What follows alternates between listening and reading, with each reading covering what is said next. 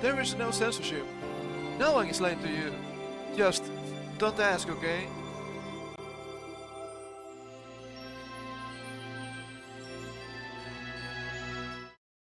Just don't ask, it's that easy. Yeah, what the hell is going on here? I don't even understand. How is it possible that things always get worse? I don't get it. Get some music rolling. How about Source Domain for today? Seems pretty good. I don't understand modern society. I think this is well established by now. And how is it possible that people fall for just ridiculous stunts? Huh? I don't like it. Before we get into that, we have different, but still stupid news to go through. This week has been absolutely beautiful for that, I guess. Let me bring up my browser.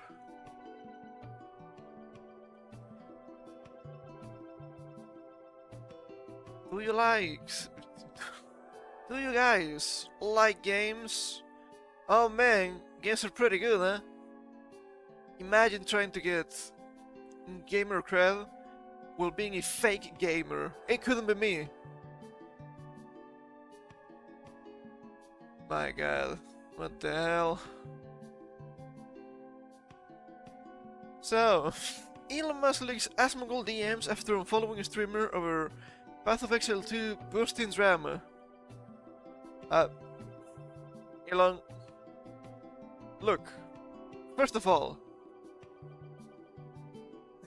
this is just ridiculous, right? This is the richest man on Earth, and by a great margin. What are you doing getting into fights with streamers? I don't get it. But also, you have several companies, you're a rich guy, you have family, and you're about to start working with the American government. You don't have enough time for those already. It's obvious you don't have enough time for Diablo 4, Path of Exile 2. Sure, you might like those, but they take a lot of time to grind. It's fine. It's fine. Do you know that people don't like being lied to? Yes, that's the problem. It's not that you're boosting the accounts, the characters, or whatever. It's that you're lying about it. This has been just absolutely ridiculous. I have to go over everything here. I think they do. Streaming star Asmongold has responded to Elon Musk and following him amid the drama of the SpaceX bus boosting in Path of Exile 2. For years, Elon Musk has put his love of gaming out there. And that's fair, but you don't have to be the epic gamer, you don't have to be the epic esports top player in the world. You're a rocket man, you're about to be a government man too, okay? It's fine. Just don't lie. In the days of Overwatch speak, he regularly spoke about being a torture main and sinking hours upon hours into Blizzard's game. Sure, I guess that's possible. He just said hours upon hours, that's not saying much. Could be 20. However, in the last few weeks, his skills have become under question. His SpaceX box claimed to be one of the best Diablo 4 players in the world, even submitting record-breaking time in one of the game's hardest battles. However, Helldice has not verified that rank, and he only sits 54th, which is still really high, mind you, okay? He's like top 10 USA, still really good. More recently, he's come under fire for seemingly account sharing with someone else to boost up his level in Path of Exile 2. Yes. Yeah, they might go over that. So, let's get into this first. I think this is important. Elon Musk's hardcore Path of Exile 2 character quietly dies amid cheating accusations. How interesting. Elon Musk's globally ranked hardcore Path of Exile 2 character has finally bitten the dust in the midst of some scandalous account sharing allegations. Path of Exile 2 has had an explosive launch into early access, drawing substantial player counts and major attention.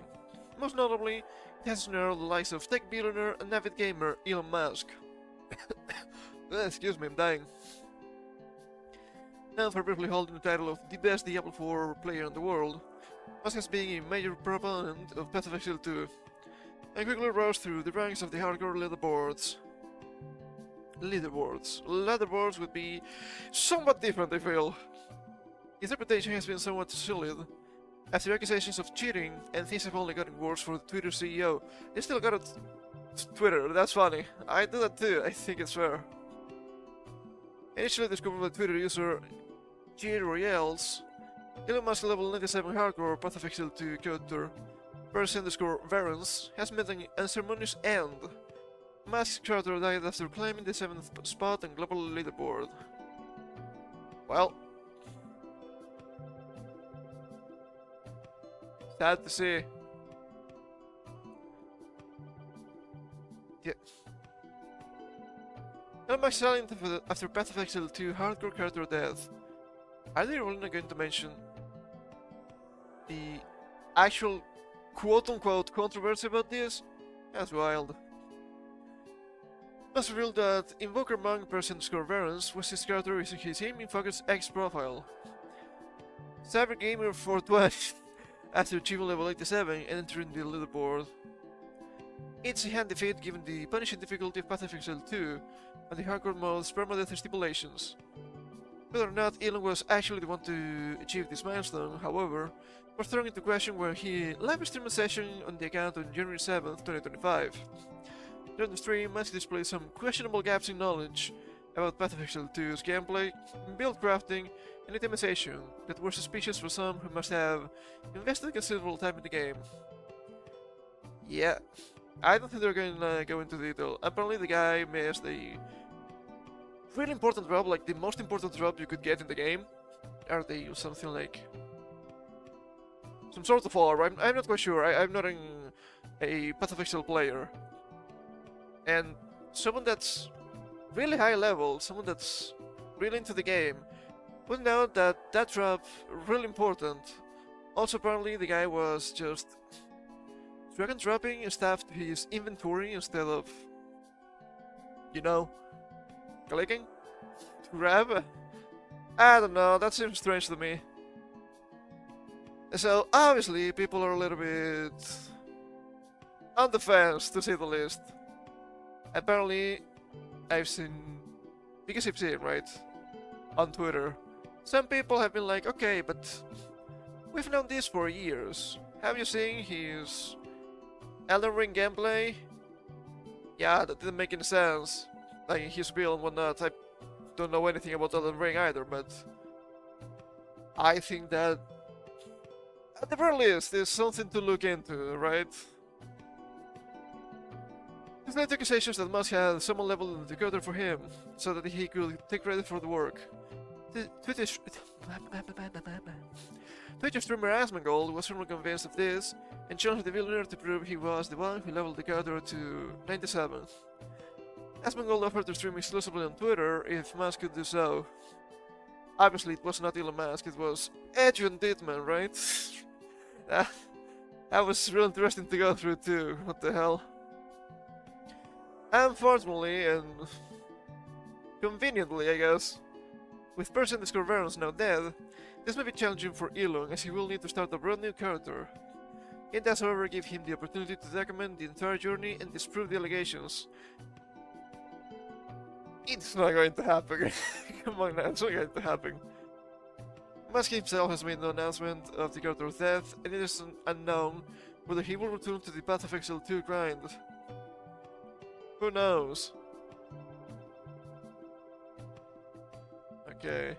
And now, let's keep going through this one. Asmongold trusts Elon Musk and following him, which is just petty fighting.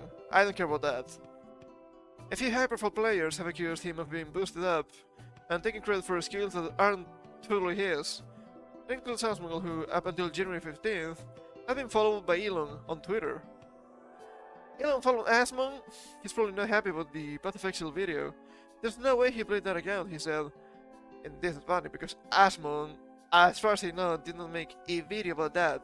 He was reacting to a video about that. It's not quite the same. But I guess Elon only got mad about the Asmongold because, I don't know. He'll get over it. Listen, it was so obvious. You're gonna get mad at me for bringing this up. Everybody was talking about this. Come on, man. Come on. Yeah. Yeah. The social media has been going a little bit wild with this. Elon Musk likes DMs between them, which apparently it's actually TOS. He's not gonna get banned or anything because he owns the platform, but... That's not a bias. I don't think that's good. I don't think that's good. It didn't take much long to respond after the click made its way to Twitter.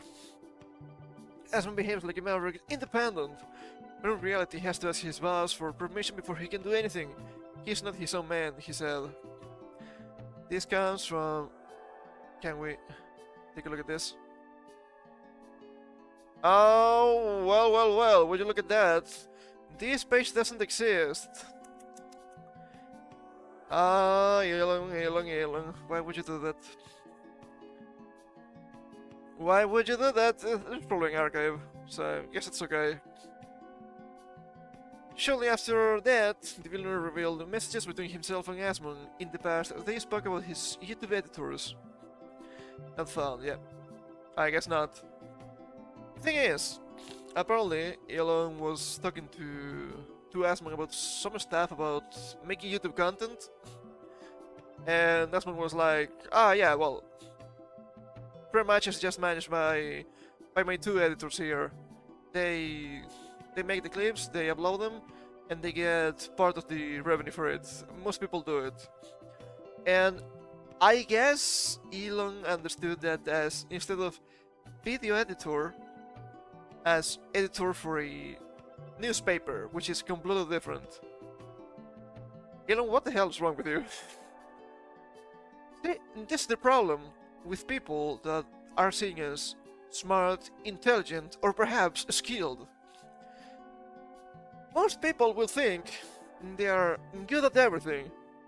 No, he's good at his own stuff.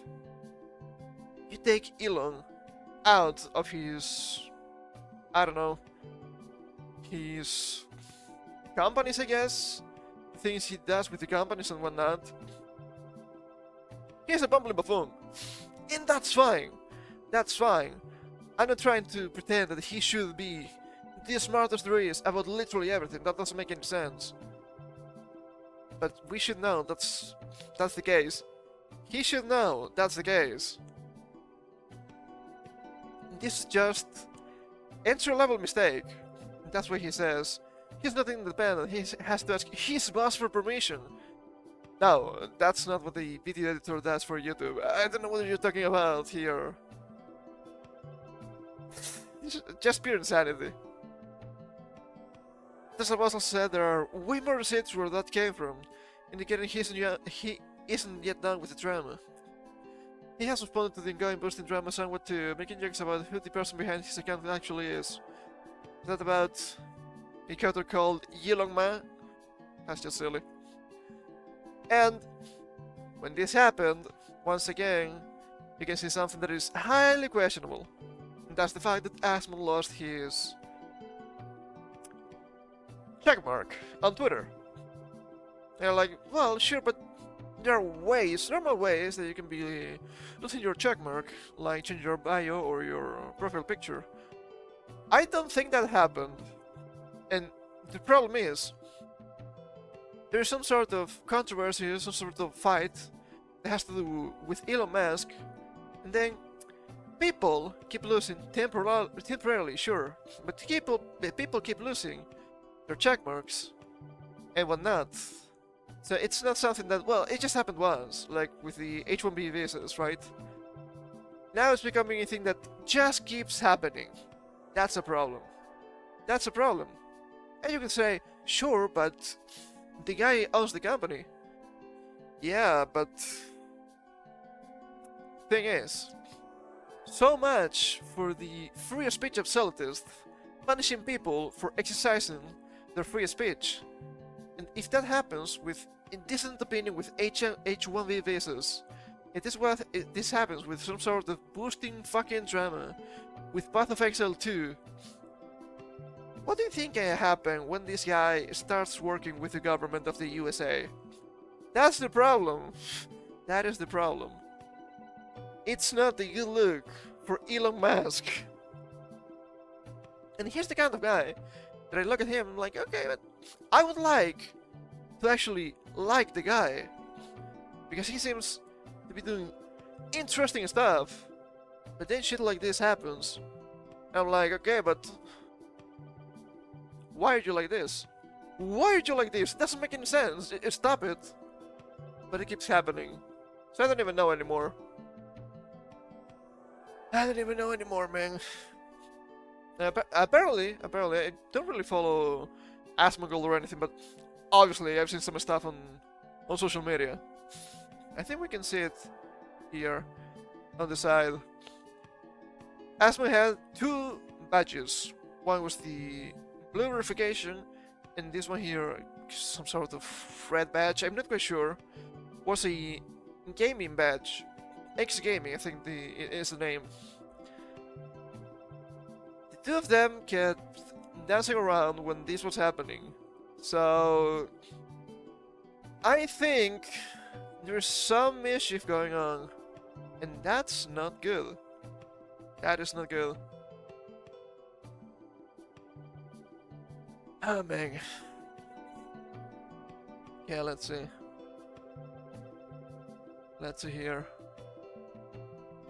What else do we have?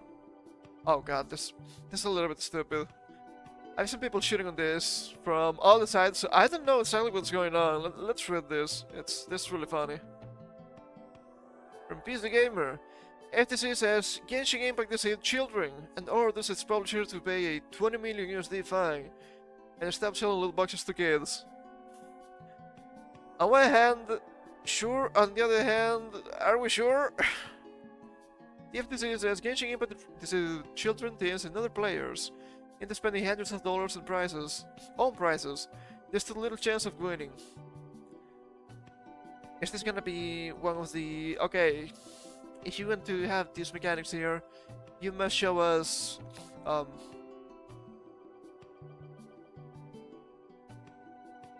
the chances, right? The chances in the gamba. I think showing the gamba percentages is fine. Other games do it. That shouldn't be a problem. Genshin Impact publisher, Cognosphere, another name for Hoyoverse. I didn't know they had another name. Has agreed to pay a 20 million fine and will block children under the age of 16 from making game purchases without parental consent, in settlement with the US Federal Trade Commission over allegations that it violated the Children's Online Privacy Protection Act. Fucking COPA, really? And they said children and other users of the real cost of in-game transactions and also obtaining rare prizes. Okay. This is a lot to unpack already. First of all, they agreed to pay. So... yeah, I guess this is a big problem.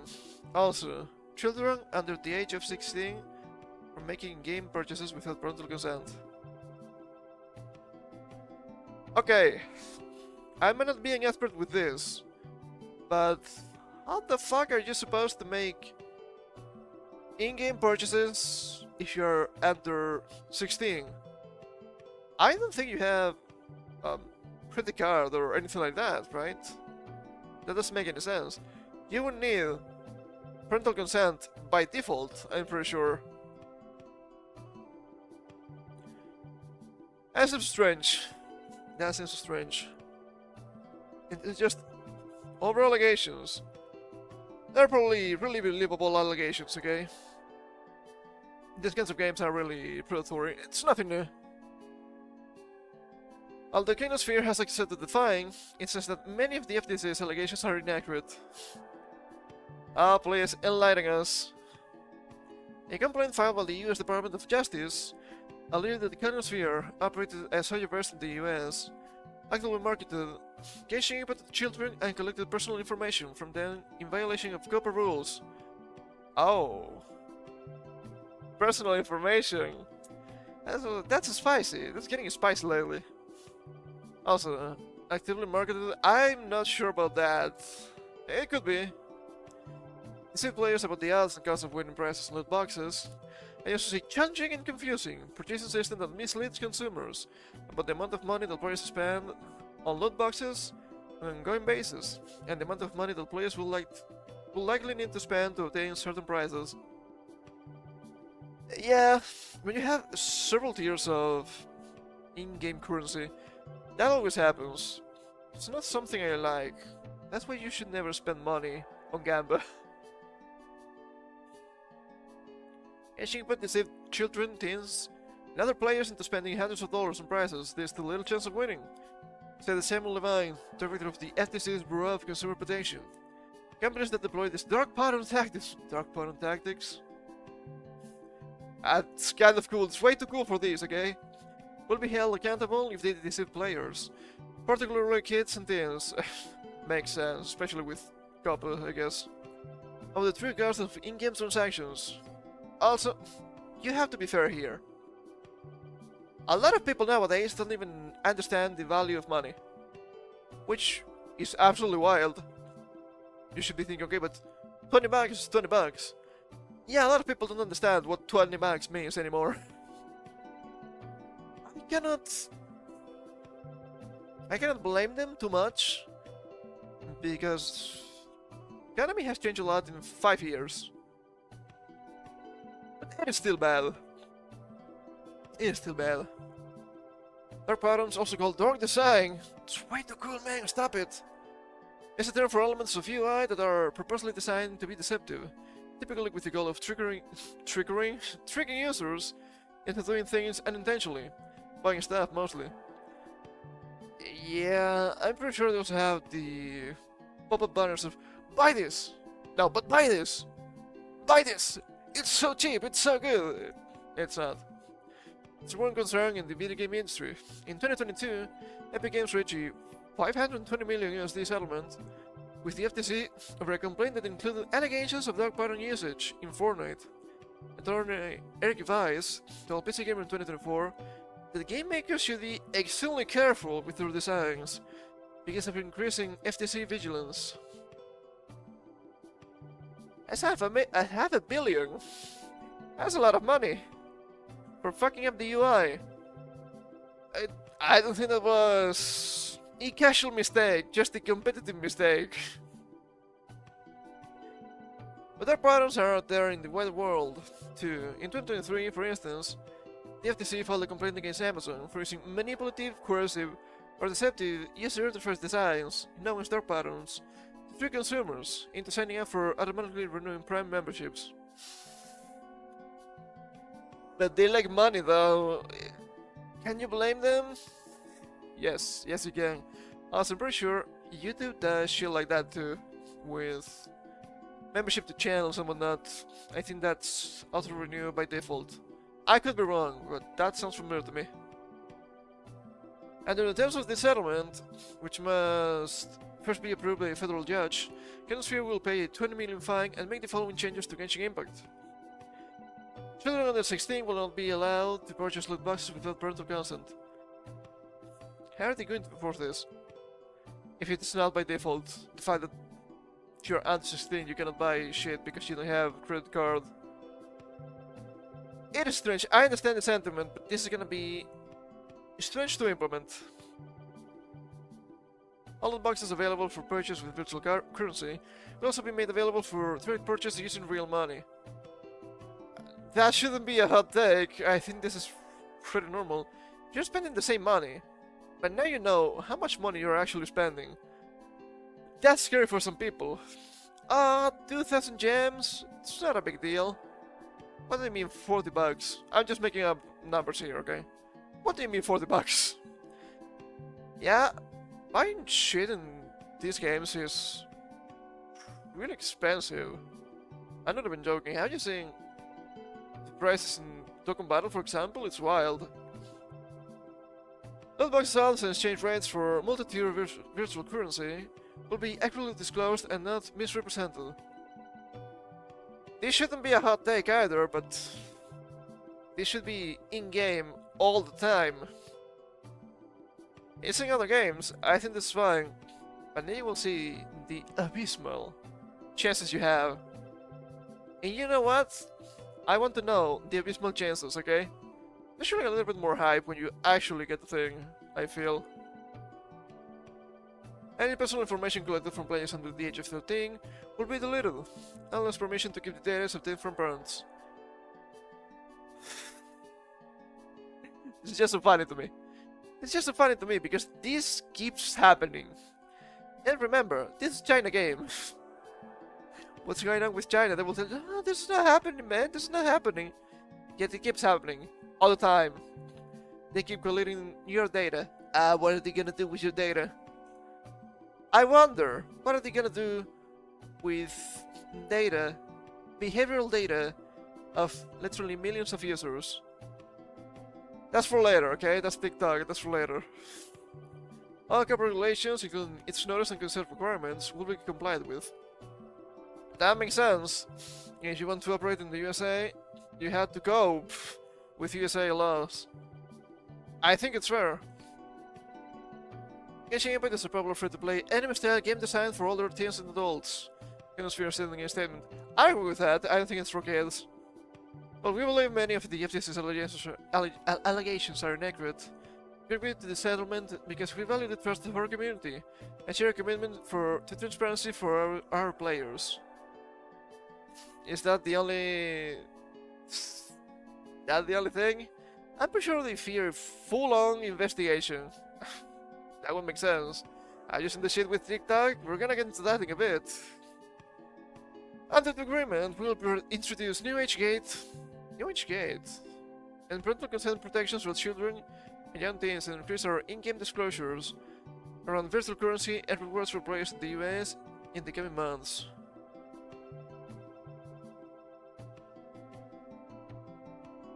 How are they going to enforce it though? It's probably gonna be ass. It always is. Which is not terrible. I mean, it could be way worse. But yeah, I don't think kids should be playing Genshin Impact. I think it's too spicy for them or anything. But at the same time, I don't think it's kid oriented. Not entirely sure. I never played Genshin, but it's like I talk about this often, right? It's like shonen anime. I think little kids should be watching shonen anime. Sure, there's worse stuff they could be watching and whatnot, but I don't think they should be watching shonen. And as they said here, or was it? Set for older teens and adults. It checks out. It checks out to me. But at the same time, if they are collecting data from players until the age of 13, that's against USA law. So there's that. And once again, actually looking how much money you're spending and actually looking the gamble rates, I don't think it's a big deal. I don't think they should be hitting at all. That's just me. Okay, let's move on to something else that's also a little bit stupid. My money, my money, my money, baby. From Push Square. If you want new first-party PS5 games, you should support remasters.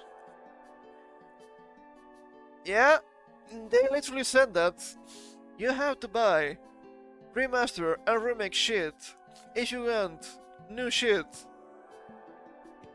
Why would you do that? They have a bunch of cope here, but I don't think it's fair. I don't think it's true at all.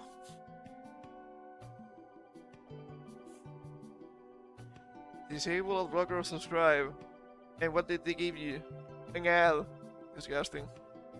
Some PS5 fans have been a little frustrated by Sony's output over the last few years. And not only PS5, also PS4. with what feels like fewer brand new games and an increase in remasters and remakes.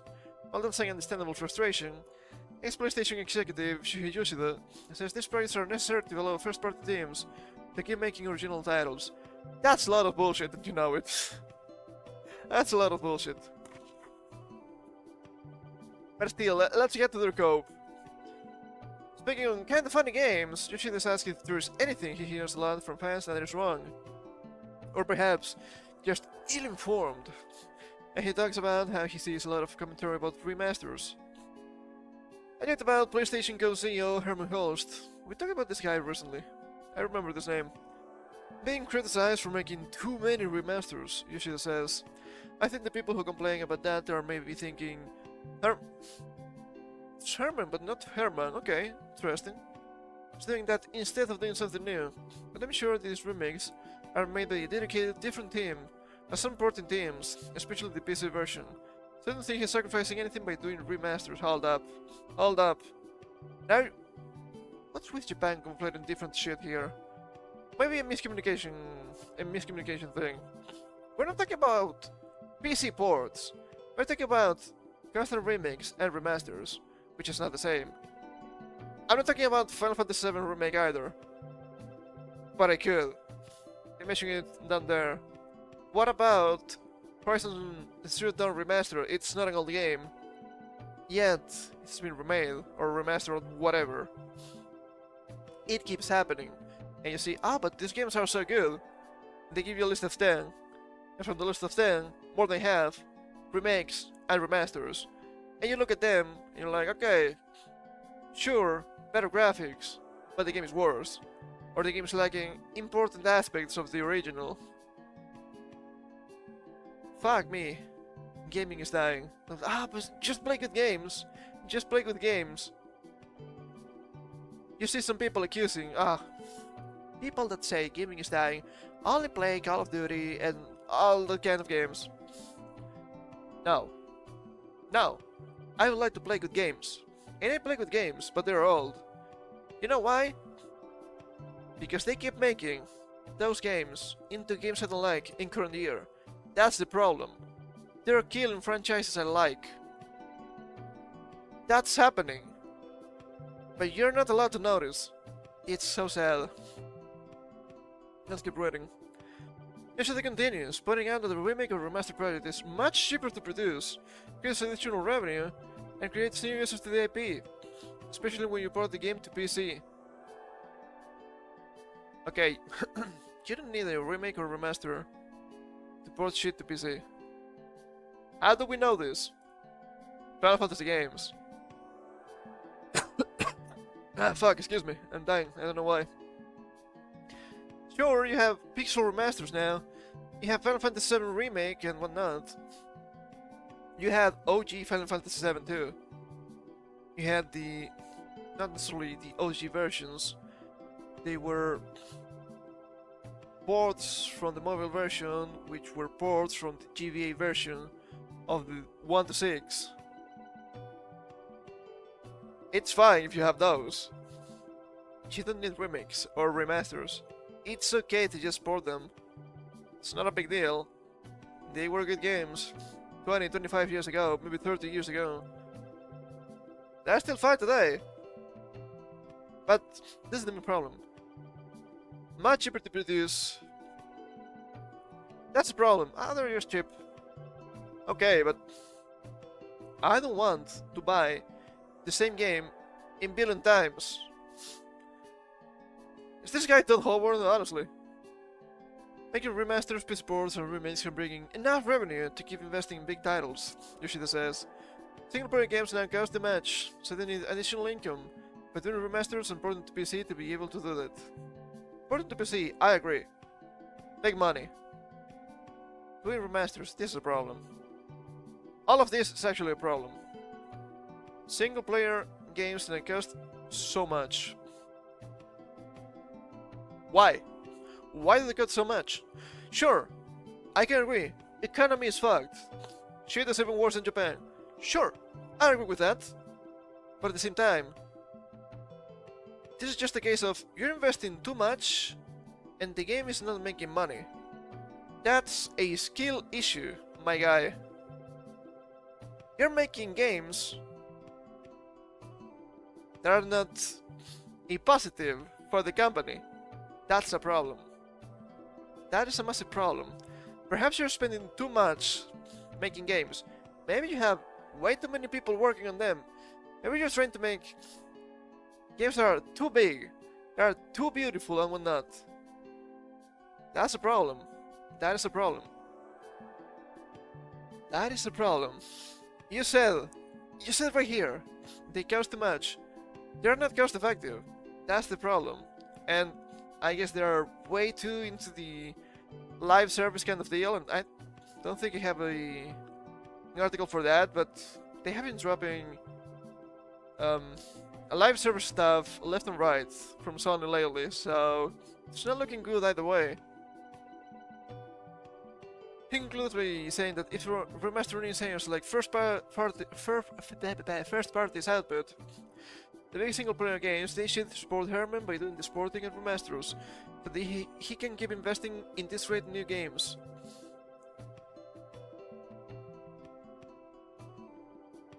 They keep begging you. They keep begging you, please. Please, give us money.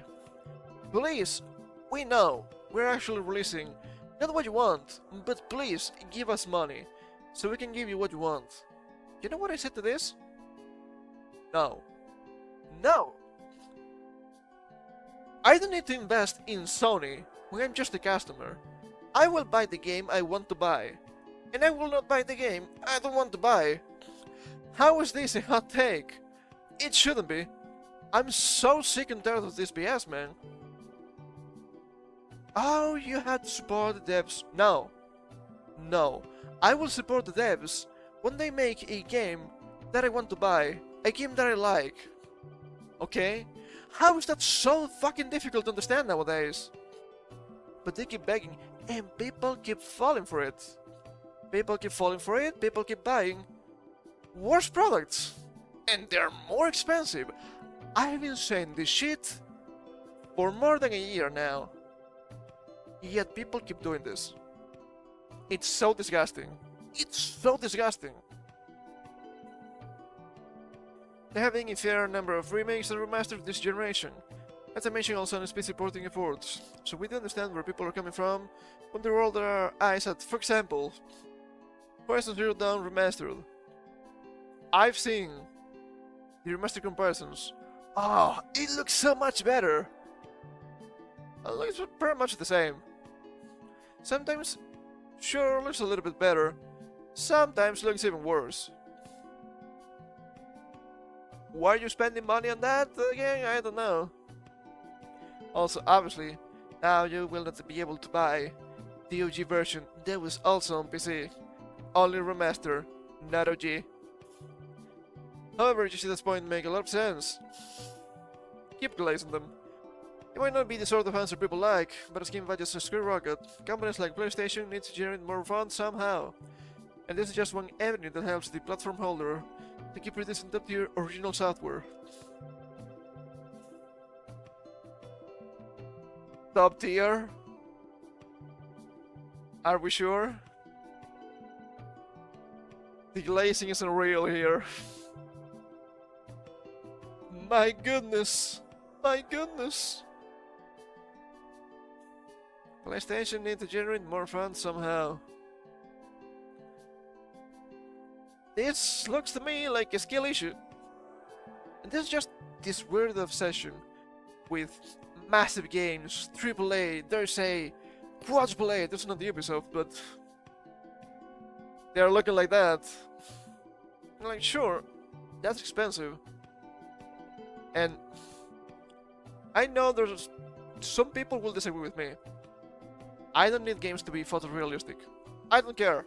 I just in the shit I play. I don't give a fuck about that. Is the game fun? Is the game good? Is the game interesting? That's enough for me. Sure, and it's the bare minimum of graphics, okay? Have you seen the quote-unquote pixel retro indie stuff that some people release? It's way too simplistic for me. NES or SNES style is more than enough for me. But that's not being 8 bits, okay? And they can do it if they want to, but I don't have to like it. You can release smaller games. Okay, it's fine, it's not a big deal. They don't need to be photorealistic. They can still look good without being photorealistic. It's fine. It's not a big deal. You don't need to spend, I don't know, hundreds of millions on massive games that will cost you at least $70. You can release smaller games, simpler games, dare I say, and they could be a little bit cheaper. Did you know that the games are cheaper? Perhaps more people will buy them? Holy shit. You really need to spend almost $90 on Final Fantasy VII Remake? That's too much. But then you have World of Final Fantasy. Like, it's like $20. Seems like an interesting game, seems like fun. Sure, it's not photorealistic, but it could be good. Just to give an example. Might not be the best, but still. But then again, Sony is a box full of surprises. Ah, shut up. From Eurogamer, Sony patterns include idea to lower input lag by using AI to predict which buttons you'll press next. Lag reduction system. Do you really think you can predict my brain damage when you play games? I don't think you can. Good luck doing it. 10 new Sony patterns have been spotted that will allow players to aim their DualSense like a gun. Okay, that's kind of cool. And use AI to predict player inputs. To be fair, this is nothing new. It's not new, okay? But sure, it's kind of cool. The first of this, spread by Game Brand, was filmed in June last year and made public earlier this month. The pattern is for a trigger attachment for the DualSense controller to add realism to gameplay. That's a little bit silly. But I think it makes sense. With this controller, that's the best workaround you have, I feel. It's fine, it's not a big deal. If it works, I mean. Players would theoretically hold the controller sideways with one controller arm, using the space between R1 and R2 shoulder buttons as an aiming sight. That's quite creative. That's quite creative. Pattern also suggests this could be paired with other hardware or accessories, including a VR headset. That is PSVR2 Sense controllers, and with PSVR2 Sense controllers, I know why this would be necessary. Fair. I guess just more options, I suppose. It's understandable. What's more, the controller arms don't seem long enough to me to have player hands. And its trigger system, and while the weight of the controller would be uneven to hold up for long periods. Are they that heavy? Never used any of this, so I don't know if they are different. The second pattern is perhaps more interesting, as it could be used to reduce lag in online games by using AI to predict player inputs ahead of time. I would get pissed if this happened to me. The pattern involves using a camera to view the player and controller. Record actions. Oh, camera? I don't like that one. I'll let the AI predict what inputs will be pressed next. Another option would be to use incomplete controller actions instead, allowing AI to guess players' intentions. Intentions? You'd never know. Essentially, these help to reduce latency, the delay between player input and in-game action, which can be a major issue during online games. Yes, but that's not because of controller, that's because of server latency, which makes total sense. Look at this guy! Hell yeah. Other recent patterns spotted by Tech4Gamers include using AI accounts to impersonate players and catch cheaters. What is this obsession with AI? Ah, yeah, it's the current thing, I forgot. Are providing real-time in-game location information to test frustrated players, as well as detecting erratic button mashing and verbal outbursts.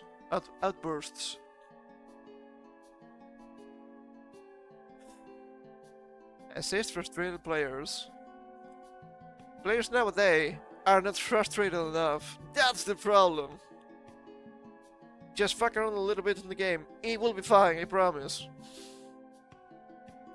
Of course, these patterns don't mean these ideas will necessarily come to fruition. But it's always interesting to see what companies may be working on. Previous patterns include predictive AI assistance features, adaptive difficulty. Yeah, I think Resident Evil has that, right? I don't know how I feel about that. You should be able to turn it off, allowing players to replay a game from specific trigger points. That's Sony? That's interesting, I didn't know that. Many panels appear to be addressing accessibility issues. Accessibility issues? Oh, but they're so frustrated! Is this accessibility now? Fuck me. So ass. It's so ass. I mean, it seems okay. This seems stupid. They will try to implement this because online games and whatnot. Sure, why not? They can do it if they want, but I think that could be a big problem if you cannot turn it off once again. See, that's the problem. That's usually the problem. You want to add new stuff like this? Sure, I'm not necessarily against it. Make it optional. Make it optional, that's fine. Just like with adaptive difficulty. Is it optional? Yes, well, that's fine. Because I don't think it's fair. Well, how to say this, right? Let's say you're playing Resident Evil. And you like the game. You play the game many times. So now you want to challenge yourself and play it with, let's say, traditional high difficulty. You should be able to do that. But the game won't allow you because it has adaptive difficulty. I don't think it's a bad feature, but it could be made optional, and it would be fine too. I think that happens a lot. I don't know. We'll see. We'll see. Okay. It's time to get into China, baby. China, it is time. When is TikTok getting banned in the USA? Timeline explained. Apparently tomorrow. There's some rumors about Orange Man wanting to give them like 90 more days. If that happens, I don't think there will be a change in the outcome. They had a year to settle this. They didn't sell, and they had a bunch of buyers, so potential buyers, obviously. So you have some people saying on social media, well, I think it's very clear to me that they have something strange going on. It's clearly some, dare you say, China interference. And I think that's a fair point. I think that's fair. As the time runs out for ByteDance to sell TikTok to a different company, many are left with one question.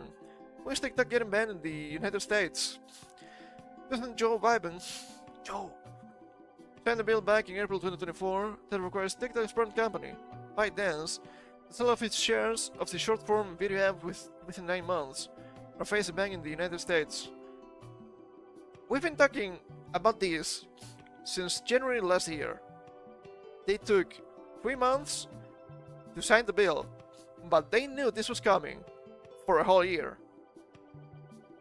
Look, you might think it's unfair, but it shouldn't be a surprise, okay? It shouldn't be. TikTok CEO Zhou Chu, you have that is correct. I agreed with Chinese. Google responded, claiming the bill violates US citizens' right to freedom of speech. It has attempted to prevent the bill from being enacted ever since. That's fucking rich. That's coming from Chinese man. So I'm in Chinese man here because it's Chinese app. But are you going to use free speech to protect an app that doesn't have free speech? That's the problem. Well, not the problem, but one of the problems I have with TikTok. You cannot say shit like killed, dead, or even ass, and then get me into political bans, okay? Because I could. Have you ever seen someone writing AHH instead of ass? I have. That comes from TikTok. Because that's not censored. So this is fucking rich. This is fucking rich, okay? Always appealing to your values. Well, what about yours, huh? Ah, don't worry about that. Disgusting. The company's first attempt at postponing the law was denied by the US Appeals Court in early December, leaving many word that the ban will be enacted after the 9-month divestment period. 9 months! Oh, it's so unexpected. Come on, guys, please. When will TikTok potentially get banned in the US? TikTok will be removed from Apple and Google App Stores on January 19th, 2025. And the company has confirmed it is prepared to shut down the website on that same date. After hearing arguments on Friday, January 10th, the Supreme Court of the United States announced that they are upholding the ban just a week later, meaning the law will go into effect as planned. The Biden administration has revealed that the president has no plans to enforce the law on January 19th.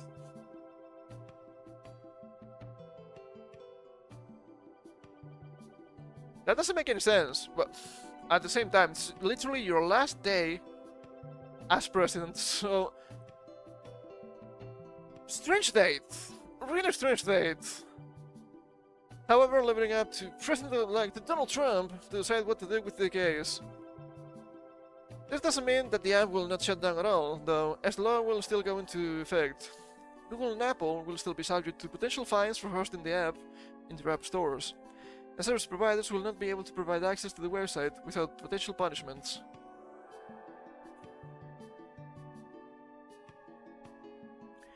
There's also rumored that ByteDance own apps, Lemon 4 and CapCut, will be affected by the TikTok ban, meaning those may be removed on the same date. I mean, it's probably not about TikTok itself, it's probably about ByteDance, right? I remember something like that. TikTok has made quite clear that they don't have interest in selling the app alongside its highly regarded algorithm that powers the app's For You page. They don't want to sell.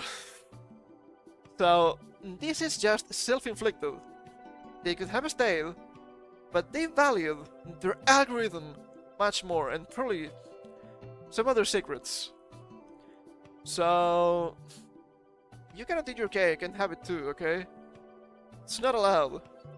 Despite that, quite a few billionaires have expressed interest in purchasing TikTok, including Shark Tank's Kevin O'Leary and YouTube sensation Mr. Beast. Look. I know Mr. Beast has a lot of money, big YouTuber and whatnot. I don't think he has TikTok money. From what I've seen, TikTok, or perhaps ByteDance, is valued about 50 billion USD. That's more than Twitter when Elon bought it. I don't think Mr. Beast has that kind of money. Rumors of Twitter owner Elon Musk buying the platform surfaced as well, but TikTok quickly shut that down. That doesn't mean it's not real, but I don't think it's the case. Hackers have been flocking to another Chinese-owned social media app, Xiaohongshu, also known as Red Note, but a lawyer warned Dexerta that the US may try to ban that app in the future as well. Yes, they have a law for that now. We'll keep this article updated as the potential TikTok ban date gets closer.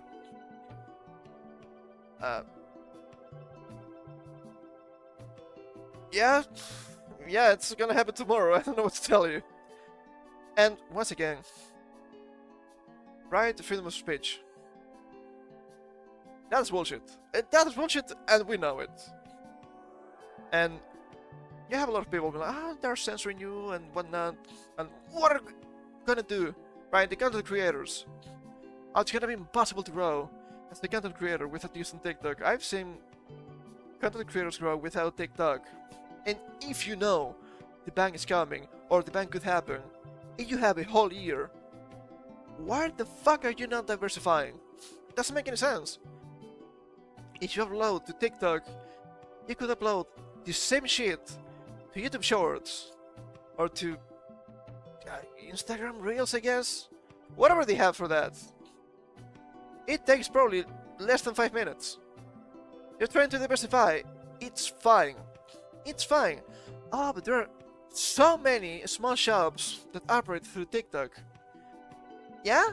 Well, that sucks. You had a year to deal with that. You have yourself to blame. You only had yourself to blame. So, I cannot be sad. Your actions have consequences. But also, your inactions have consequences too. Imagine that. So, what is Red Note? The great social media migration. I thought they were against this. We'll see. Sudden influx of US users to Red Note connects Chinese and Americans like never before. Like never before. Well, that is not wrong. Let's see here. Oh, from Hong Kong. Surely this wouldn't be biased. I mean, it's CNN. Of course it's biased. A Supreme Court justice pondered the future of TikTok in the United States. A growing number of American social media users have responded by moving to an unlikely alternative, Xiaohongshu, a hugely popular social media app in China. The app, which means Little Red Book, often shortened by US users to Red Note, surged to the top position in Apple's US App Store on Tuesday. Little Red Book. That's mouse book. That's commie propaganda. Literally commie propaganda. It's not even a joke. Founded in 2013, Xiaohongshu, gonna call it Red Note, I think, is one of China's biggest social media platforms with 300 million users, according to research firm Changhua? I don't know Chinese, man, I'm trying, okay? Described as China's answer to Instagram, the app has become especially popular for sharing tips on travel, makeup, and fashion. But while it has grown in the Chinese market, it hasn't gained much prominence beyond the Chinese-speaking world until now. Well, because the app is in Chinese. First of all, it's in Chinese, so it's gonna be difficult to navigate. And apparently they announced the translation to English, which I guess makes sense. Why is Red Note everywhere? Communism? Unironically, actually. Red Note is surging in popularity worldwide in the same week that TikTok could potentially go offline in the US. US mobile downloads of Red Note almost tripled over the past week, compared to the 7 days before. San Francisco-based market intelligence from Sensor Tower told CNN on Tuesday. Within the span of 2 days, more than 700,000 new users have joined Red Note, Reuters reported. That's not a lot in comparison with what they had, but I guess it's noticeable. Senior person close to the company. CNN has reached out to Red Note for comment. Good luck! As of Wednesday, the hashtag TikTok refugee had garnered nearly 250 million views and over 5.5 million comments. That's a lot. Refugees. Are they actually? Are they just illegal immigration? Many of the American users they had joined us in defiance against Washington's move on TikTok. I think these days shouldn't be here. Our government is out of their minds if they think we're going to stand for this TikTok ban, as recalled Heather Roberts said in a video message on Red Note. Excuse me, which has garnered more than 45,000 likes. We're just going to a new Chinese app, and here we are. This is the admission. They're fucking stupid. This is so much better than TikTok, and also proclaimed refugee said in video message. Americans are coming here. Sorry you'll hate us, but I promise we'll do our best. They're not gonna make it. They're not gonna make it. And I wonder what's gonna happen first. Is Red Note gonna get banned from the US or from China first? I don't know, it's gonna be interesting. Are Chinese and American users interacting on the platform? It's bad. It's bad, it's some shit. but I will mention that at the end. The sudden migration of US users to RedNote has created an unlikely platform for Chinese and American users to interact with each other. I just want to reassure you that we want to try to find a way to communicate with you. Be respectful to your community, one user said. We want to be good guests. Americans, good guests. Yeah, that's not the fame they have, sadly.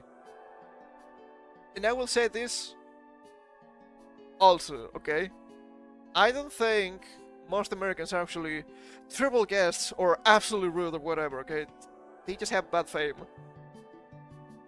Some American newbies have appealed to their compatriots to respect Chinese users on the platform. Well, I think that's good at least. Just a quick message for the American users coming over here. Please don't bring politics here.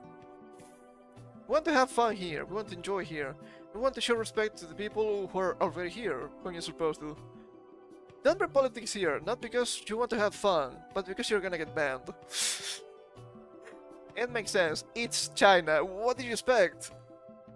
Most Chinese users have warmly welcomed the newcomers, with some even sharing video tutorials to help the new TikTok refugees navigate the app. That's nice. This could be a historic moment when Chinese users come into. Feels like so much has changed in an instant. Ordinary people from our two countries have never really connected before. Yeah, that's because of Chinese government. They have a really good firewall. Do you know that? I thought it was well known, apparently not anymore. I hope everyone can take this brief chance to engage in meaningful exchanges of ideas. Also known as propaganda. God, it's so ass. It's so ass! One person even says the opportunity presented by the influx of American netizens to ask for help with their English homework in a viral post that garnered over 2,000 likes. You know what? That makes sense. Good job. Ivy Yang, a China tech analyst and founder of consulting firm Wave Letter Strategy, said the new American users had unexpectedly created one of the most organic forms of cultural exchange between the USA and China we've seen in recent years.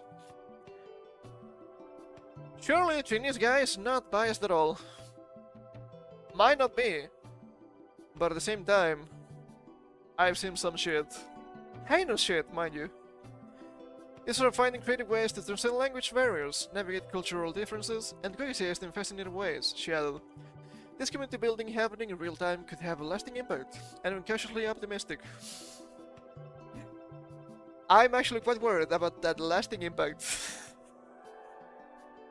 For a brief period in 2021, similar changes were also seen in the social media app Clubhouse, where Chinese and American users engaging in censored dialogue on sensitive topics in virtual chat rooms.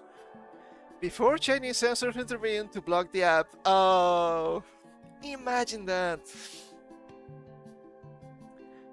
Imagine that. As of Tuesday, only a very small proportion of Twitter posts about RedNote touched on sensitive topics in China, where online discourse is carefully censored, according to media intelligence firm Fake Metrics. That's just a fucking lie. That's just a lie. How is RedNote different from TikTok? Well, for starters, RedNote wasn't designed for English speakers. While TikTok isn't in China at all, it is still from China. RedNote's name could be seen as a tongue-in-cheek reference to a red-covered book of quotations from the founding father of Communist China, Mao Zedong. Yeah, don't you think that's actually not only a red book, but also a red flag? Just like China, they do have a red flag. One of the app's key features is its content algorithm, which focuses on users' interests rather than the people they follow. Some users say this fosters more original content or reduces the dominance of powerful influencers. You could make the same shit in the West, but you just have incompetent people in the West. I don't think I'm allowed to say more than that right now. The company behind the app, Xinjiang Information Technology, was founded by Charlie Mao. Come on. Come on, man. I know it's not the same Mao, but you have to admit, that's really funny. And Miranda Q in its headquarters in Shanghai. TikTok is owned by Chinese internet company ByteDance and was developed for a global audience. I can tell, that's also a problem. Propaganda. TikTok is also not accessible in China, where a sister app Douyin, and not with a J but with a Y, serves the domestic market, which is actually much better. It actually promotes cool stuff, like technology and whatnot, instead of political brain rot. Let's just call it that. Are US TikTok users moving to apps other than RedNote? Lemonade, a lifestyle community app also owned by ByteDance. That's just stupid. It's currently ranked as the second most downloaded app on Apple's US store. Lemonade has a similar video sharing function as TikTok, model after Instagram and Pinterest. It was first launched in the US in 2023. It's probably gonna get banned too, so what are you doing? It's unclear whether the limit ban on TikTok might also jeopardize Lemonade's operations in the US. Keep saying lemon instead of lemon, I don't know why. The US law passed by Congress last year states that the investor ban requirement will generally apply to all apps that are owned or operated by ByteDance. Which makes sense! Oh, this is not TikTok. This is Tactic. It's completely different, guys, I promise. Come on. Meaning that although Lemonade was not explicitly mentioned in the statute, the ban may also extend to the platform. CNN has reached out to ByteDance for comment. And no comment given. And you know what I'm seeing? With people going into RedNote? Americans are eating their fucking propaganda like crazy. It's so ass. Oh, come on, man. Massacre at Tiananmen Square? It's not real. It's not real. They told me it never happened, so that has to be true. The communists will never lie to me. Ah, your camps. It's not real, man. It's not. It's just CIA propaganda. China would never lie to me. That's literally happening right now. Oh, but they're immune to propaganda. No. They're eating all of the propaganda. And it's nothing new. Have you seen TikTok? Come on. That's been propaganda since the beginning. And you have to look back a little bit and consider that perhaps your investment was way too right. Perhaps he was not right enough about the commie propaganda. It's gonna be terrible. It's gonna be terrible. Oh, but China's so good. They're so free. Man, what a fucking paradise. Surely a communist country wouldn't lie to you about how they operate, right? Something like that would never happen. Would never happen in the Soviet Union, right? It literally happened. Okay, it literally happened.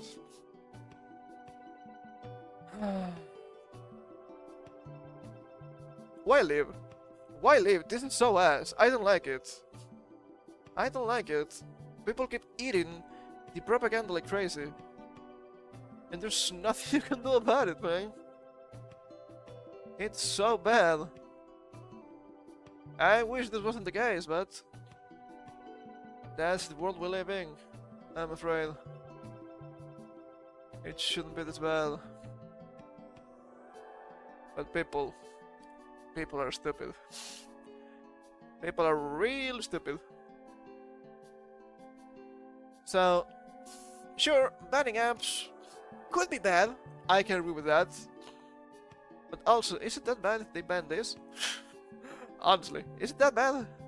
Is it really? I don't think it's that bad at least. I could be wrong. But wait, there's more. How do we jump? Ah, shit, I have mentioned this before. Well, that's fine. Doing a strange segue. It's kind of censorship, but not quite the same. From Android Authority. After shutting down several popular emulators, Nintendo admits emulation is legal. Yeah? Is it? Well, I guess it is, right? Of course it fucking is. That year was rough for emulation, with Nintendo pressuring and shutting down several emulation projects like Yuzu, Citra, and Ryujinx. However, none of these cases went to court, so the legal status of emulation is still largely untested. Emulation by itself has always been legal. And now we might know why. At Tokyo Sports Fest earlier this week, top lawyers and intellectual property leaders from Capcom, Koei, Sega, Konami, and Nintendo discussed a variety of issues concerning copyright and IP in the gaming industry. Regarding emulators, patent attorney and deputy general manager of Nintendo's intellectual property department, Koji Nishida, agreed that they are technically completely legal. They have always been legal. It's not a technicality. What is illegal is piracy. The thing is, you can pirate games and play them on an emulator, but the emulator is legal, the game is not. I don't care what they say. Here's the law, shut up, don't do it, okay, don't do it. It was joke, it was joke. However, there are still a number of ways that emulators can violate the law. For example, the Nintendo Switch has certain technical restriction measures that prevent it from playing pirated games. If a Switch emulator seeks to bypass those measures, it opens itself up to legal trouble. Ah yeah, they're talking about the keys and whatnot, right? Sure, but the emulation is legal. If you dump your own keys, it is still legal. Fuck you, Nintendo. Note that this discussion was based on Japanese law, but the same language is found in DMCA section 1201A1A. No person shall circumvent a technological measure that effectively controls access to a work protected under this title. That law is more than 26 years old, going into effect a month after Google was founded, but the language remains in place. Interesting. Additionally, the specific programs a console uses, such as the home screen or menus, are subject to copyright protection. Fair. There's also homebrew, so I don't know about that. Copying those elements in an emulator opens a separate but equally legal can of worms. Sure. In other words, emulation itself isn't illegal, but using an emulator in certain ways can still violate the law. You wouldn't emulate a 30-year-old game, right? You're stealing directly from Nintendo's pockets. What do you mean they never released? I forgot the name. It was a game about fishing, something like Legend of the River King 2. Don't you understand they're losing money? They're not, come on. This year stated that Nintendo shut down emulators around the globe for bypassing technological restriction measures, framing it as a way to protect developers. The company did something similar back in 2009, when it teamed up with 54 developers to shut down a company making a device that played pirated DS games. I remember that. It's been a long time, but I remember that. Hold up. Okay, I guess that's a typo. Nishida also pointed out that the emulators that direct users to pirated games or other copyrighted material also include a violation of the law. That appears to have been the case with the user developer Tropic Haze, who is rumored to have been internally sharing ROMs for the latest Switch titles. Yeah, that's not good. That's fair, that's not good. It's possible that Nintendo has ramped up legal action recently due to compatibility with the just announced Nintendo Switch 2 console, which will launch later in 2025. Yes, that's like 90% the case, I'm pretty sure. And you know what? I get it, man. I get it. It's fair. It's fair, but emulation is not illegal by itself. Also, is it really that wrong for me to emulate the game from more than 30 years ago and never go to a newer release? It would be literally impossible for me to get. Come on. Technically illegal? Maybe. Am I gonna care? I don't need to answer that one. I don't need to answer. Legend of the Fish King 2, pretty good. Is that the name? I hope it was. And speaking of the Switch 2, I don't have an article for that, but it got announced finally. And you had some people, oh my god, is it gonna be the end of Nintendo? Is this gonna crash and burn? And I was like, what are you talking about? It just got announced. Give them some time to prove themselves. Is this gonna be a massive mistake like Wii U? Look, Wii U was a flop. And you can say, oh, the name was stupid, oh, the marketing, there was barely any marketing. Sure, that's fair. At the same time, Wii U didn't have retro compatibility, which is bad. Switch 2 does. Wii U didn't have a big Mario game, I don't think. Didn't have Zelda game, only had remix. Didn't have Pokemon game. I'm not counting Pokemon Tournament because that's a joke of a game. I'm probably missing another big EP from Nintendo, but they didn't have big games. They didn't have other games. What was the reason to buy a Wii U? Smash Bros? Splatoon? I'm not saying they're bad games, but they're not big names. Splatoon, yeah, nowadays, kinda. It got bigger, but come on, be real with me. But the Switch 2 is not gonna be powerful enough. It's just gonna be as powerful as PS4. Yeah, and it's not like PS5 has actual games. I think they will be fine. They are winning by doing nothing, so you know. Yeah, I think it will be okay. I think it will be okay. But now, let's get back to more censorship. Nico Nico Shunga, latest Japanese retailer to shatter because of current social environment. It's just from yesterday. So ass. It's so ass. It seems that Western credit card companies are again affecting Japanese businesses. We're talking about this for months already. More than months, close to a year actually. This time around it's about Nico Nico, which also has a mature illustration service called Nico Nico Shunga. The title references shunga, a traditional type of Japanese erotica that usually would take the form of prints. Nico Nico Shunga is being shut down January 29th at 2 PM JST. All illustrations on it will then be deleted. So much gone with the wind. The R15 categories, known for showing stuff with sexual content, will also be gone. The Nico Nico Sega will take down any images they deem explicit. Nico Nico said it is doing this because of the current social environment and international situation. International, keyword. Make it hard to continue to offer the services. When sharing the news in its social media, it apologizes for the abruptness of the announcement and said that it regretted to inform people of what was happening. Every single time.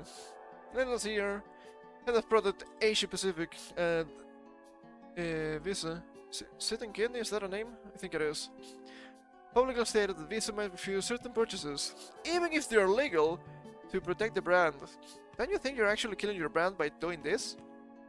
Because you don't let people use their money to buy legal stuff? I don't know, man. That could be the case.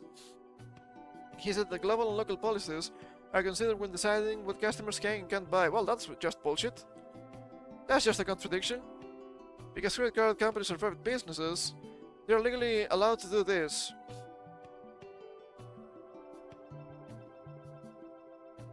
Maybe you don't hate them enough. I remember this been happening for years. If they don't want you, they're going to fuck you over. Because they will not accept you making any purchases. I don't think that's good. I don't think that's good. MasterCard is also known for not wanting to work with some Japanese businesses if the businesses sell adult materials. Legal adult materials, by the way. Manga Library Z, Melon Books, and Tononoana, Deal Site, Fanti and Fansa are some of the Japanese businesses that have been affected by these Western credit card policies. American Express willing to work with deal site, but is generally more willing to work with these businesses than Visa and MasterCard. Some of the Japanese businesses affected have promised to find ways around what the credit cards are doing, while others might change what they sell. Nikochunga could start in 2011. Almost 15 years, not bad. And once again, I have to repeat this. I understand that some of this content would be illegal in other countries. For example, as far as I know, lolly is banned in Australia. That's Australia's problem, not Japan. It's legal in Japan, and not only in Japan. So, if you want to buy it in Japan, and it's legal, you should be able to. If it's illegal in your country, sure, that could be a problem. But the problem is not the seller, it's the buyer. They will use any excuse to grab more power. It's so ass. It's so ass. Let me take a sip of my water here.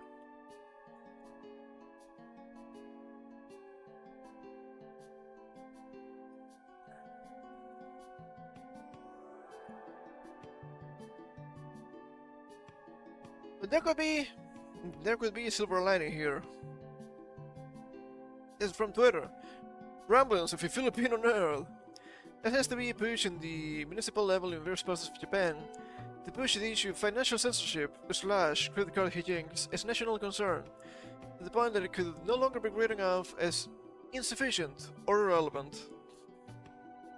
Now let's open this too. Because this is really small, and I cannot read it here. There's a problem of frequent credit card payment suspensions without any explanation. Yes, we've seen that time and time again this past couple of months. Especially this past couple of months. Local assemblies are also submitting opinions to the government, and the Diet, the National Diet, that's the parliament, calling for improved transparency and fairness in financial infrastructure. In December of last year, Prime Minister Ishiba stated in the Diet that sufficient reports have not yet been submitted, but I hope that more voices will be raised from the local areas in order to speed up the response to this issue. This is... I think this is big enough. Looks like machine translation, so... bear with me. Biden calling for the implementation of measures to improve transparency and ensure fairness in financial infrastructure. In recent years, the problem of financial censorship has become more serious, where credit card companies and payment services restrict or suspend certain businesses and transactions based on their own standards. Such regulations further restrict legitimate business activities, and can lead to situations where individuals or groups with certain values or beliefs cannot receive their appropriate services. It's not even about values or beliefs, it's about shit being legal or illegal. Legal in this case! This not only impairs freedom of expression and the development of diverse cultures, but also has a huge impact on economic activity itself. True. In particular, there are concerns that restrictions on arts and cultural activities that disseminate political and social messages, will narrow the scope of certain forms of expression and creativity. This situation could result in the loss of opportunities for healthy debate in society, and the reduction of diversity and creativity. Freedom of expression is the foundation of a democratic society, and restrictions on this freedom are a serious problem that impede the healthy development of society as a whole. Japan has really been going ham lately with the freedom of expression and stuff, and looking at this, honestly, I understand, I get it, I do agree with them. In addition, because such regulations are often implemented without prior notice or clear standards, there are many cases where businesses face unpredictable risks and suffer economic losses due to sudden halts in transactions, like Manga Library Z.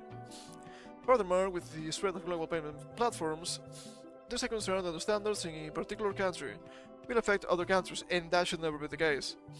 And regulations will be applied without taking into account regional diversity and cultural backgrounds.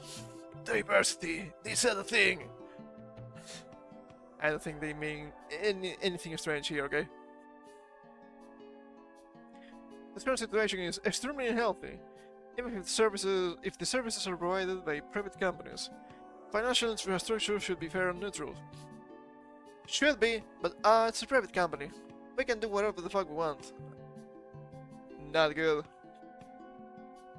And yes, some businesses should not be unfairly restricted by specific values or standards, especially foreign ones. Can we say that? If the situation is left unchecked, there's a danger that the free and diverse development of society as a whole will be hindered and the very foundation of democracy will be shaken.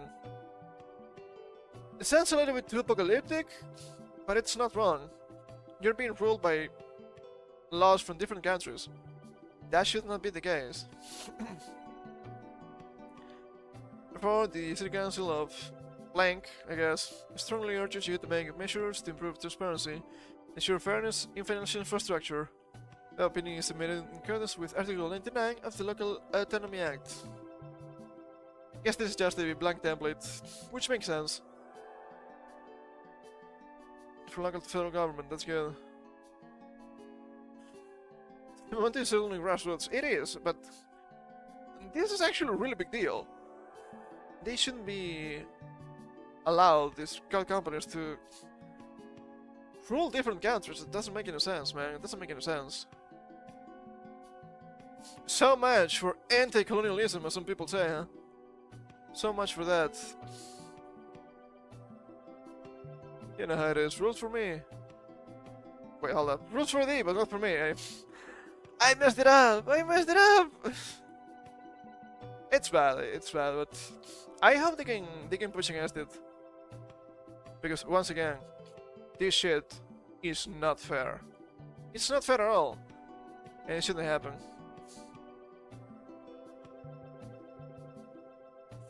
But wait, there's more. Now we're mixing and matching here. We're gonna get a little bit spicy today. So careful, okay? Careful. Hey, Hentai fights back! Drops bombshell evidence showing they were granted permission to host pirated content. Funny how that works. How could this happen? Well, let's get into it. Hey, Hentai.net, a prominent platform for sharing adult content, filed a motion to dismiss a copyright infringement lawsuit brought by California-based PCR Distributing. PCR, operating under brands like J-Ting and Just USA, alleged that a hentai has the copyrighted material without authorization, claiming this posed a threat to its business. In response, a hentai challenged the allegations on multiple legal and procedural grounds. They were ready for this, man. That's like absolutely wild. Background of the case. PCR's legal actions began with the DMCA subpoena aimed at unmasking a hentai operators, citing the platform's failure to process takedown requests. After opposition from a hentai, PCR escalated the dispute by filing a lawsuit in the Central District of California. The complaint accused a hentai of sharing copyrighted works without securing proper permissions. I've read a little bit about this. I don't know how this happened. It's absolutely wild. It's pure insanity. A hentai's motion to dismiss argued that PCR failed to meet the standards for copyright infringement and raised issues concerning ownership, permissions, and timelines of the claims. That second S threw me for a loop there.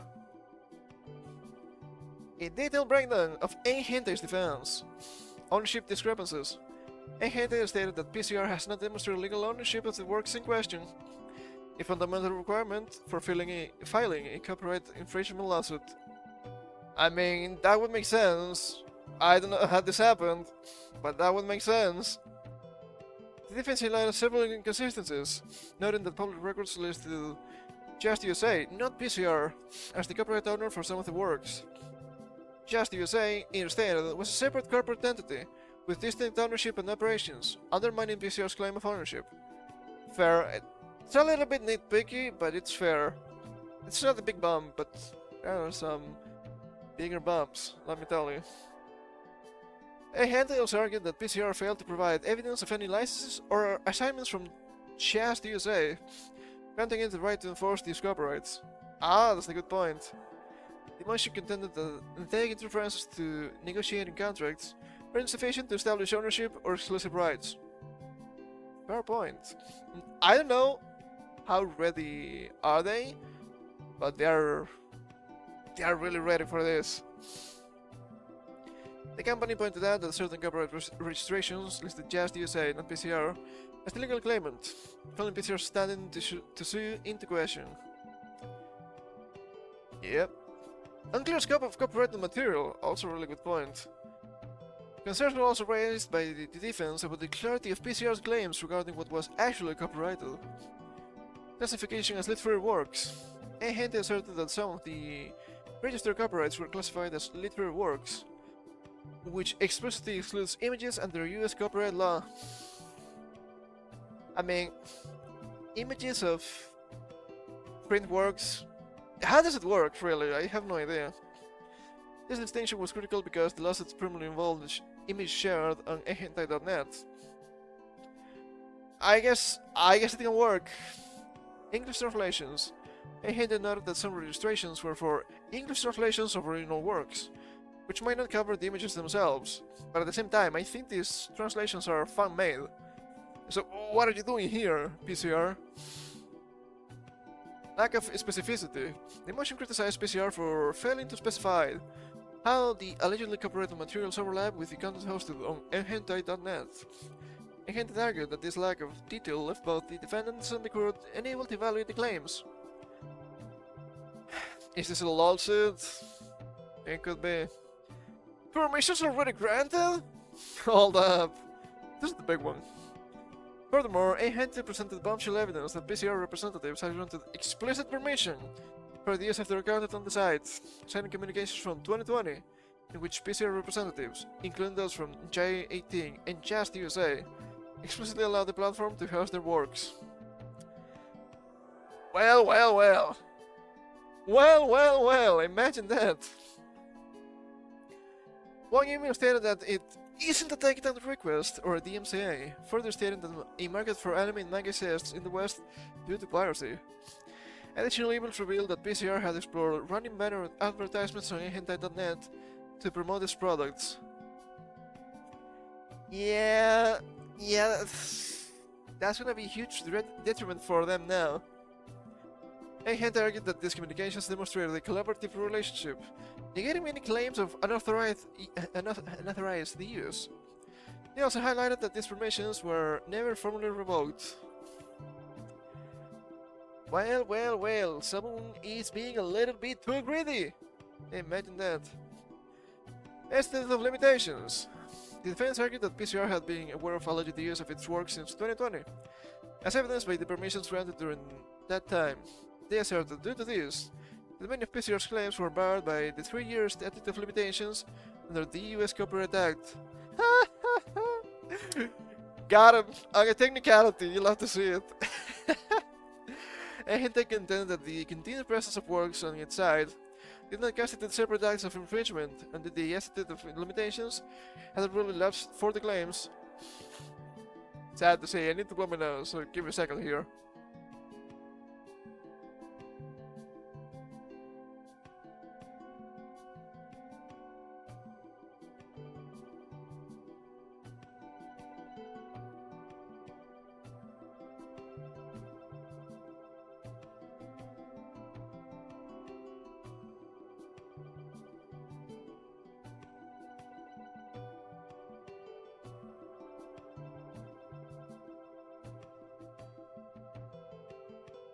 Oh, but I want to screw them now. Well, too late. You knew, and you lost your chance. Ah, that is so sad. Unrelated website claims. Henty also sought to struggle claims related to the domain enhentai.to, stating that it operated independently and had no affiliation with enhentai.net. Is that true? I don't know. The defense emphasized that the inclusion of enhentai.to in the lawsuit was irrelevant and should be dismissed. Henty also criticized PCR's request to transfer ownership of the enhentai.net domain as excessive and baseless. God, they are really greedy, huh?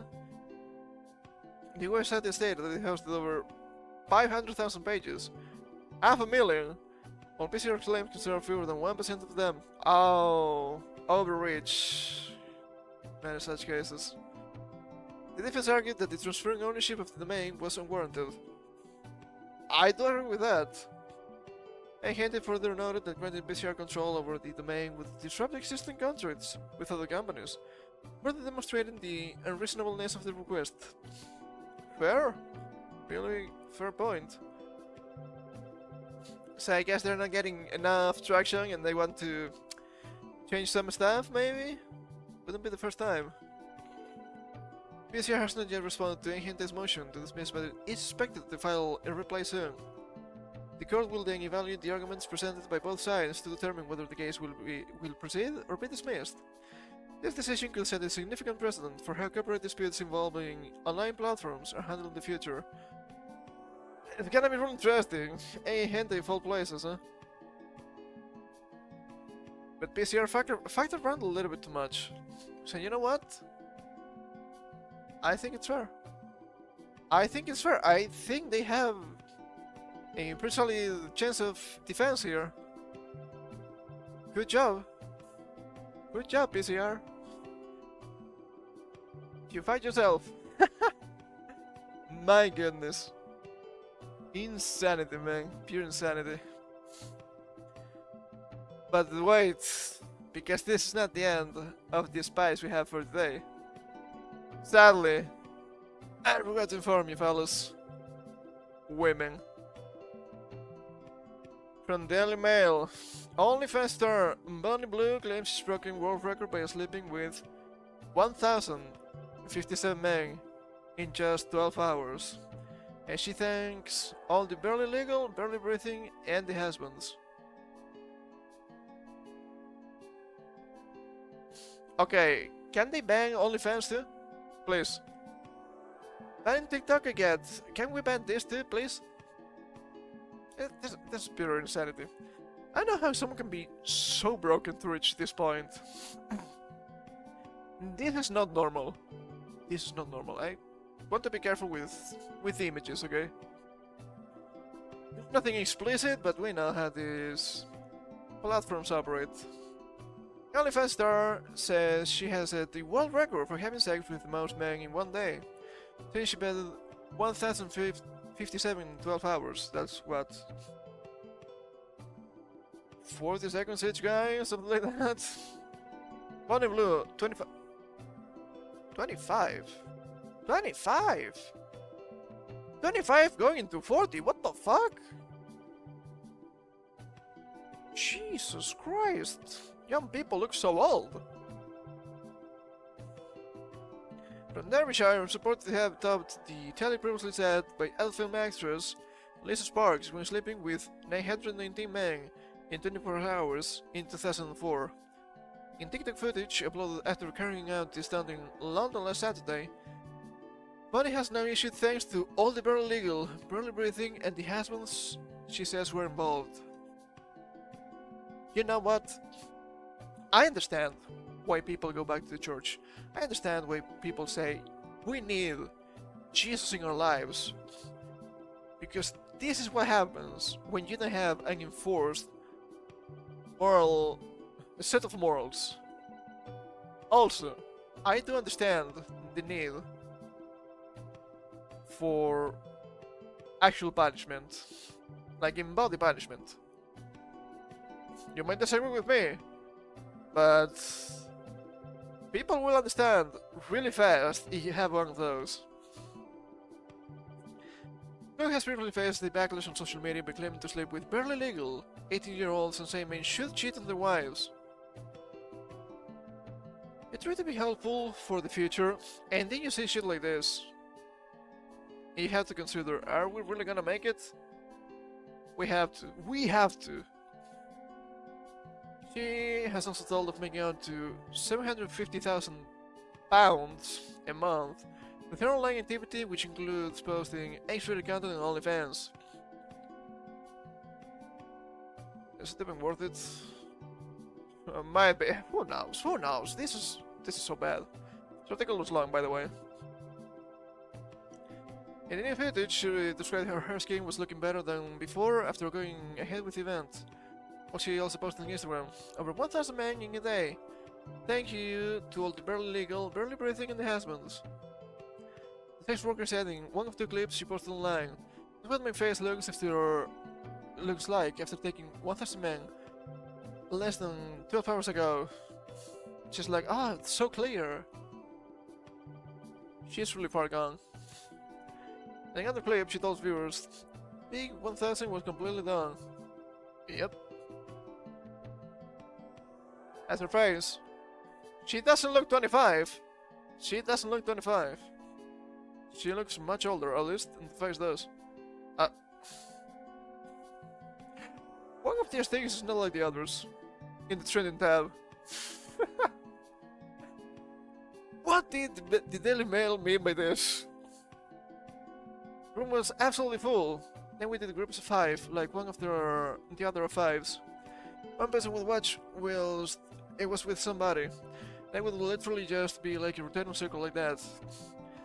Her claims to have had sex with 1,057 men in 12 hours, or 720 minutes, suggests an average of 41 seconds per person. Well, great day if you're a two-pump chump, as they say, huh? Her PR was delighted by the song, saying in a statement, she has slept with 1,057 people. As she hit 1,000, there were still 57 left in the queue, who only went to pleasure before ending the 12-hour day. Pleasure. In 41 seconds. I don't think you're that good, woman. Comments posted in response to her latest TikTok videos include, see, perhaps we need to ban TikTok. I think... Joe Biden based? Guys, is Joe Biden based? I don't know anymore. Include, how embarrassing. Why would anyone do this? And Sandal men would want to do that too. All for fame and money. Yes. Last November she planned to fly to Australia for a free sex marathon with teenage school leavers. I know they're illegal, but at the same time, if you keep going after them, that shows paraphilia. In exchange, they had to consent to her posting the content online. Is this what content brain does to a motherfucker? Fuck. That's not gonna be me. Let me tell you, that's not gonna be me. But her 12-month visitor visa was cancelled by the country's Department of House Affairs because she had voiced plans to undertake paid work. Illegal under the visa's conditions. Oh! Well, not too bad. Technicality, but I guess it works. Blue says she used precautions to ensure the young men were aged over 18 and completed similar marathon sex sessions done the first weekend of school year celebration in Surfers Paradise, Eastern Australia in 2023. Sure, 18 to 25 is not a big of a deal if she keeps going for barely legal boys. Yeah, I think that's something strange. Not illegal, but strange. We're gonna show that, probably. That's just meat, it's just meat. It's nothing showing, that's fine. After her latest Australian plan was rebuffed, she appeared in ITV's This Morning program last November to defend herself against criticism, but faced more negative comments from viewers posting online. Good. Good. Be gone, thought.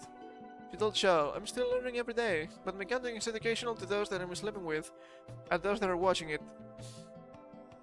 What kind of cope is this? I don't think that's true, woman. I don't think that is true.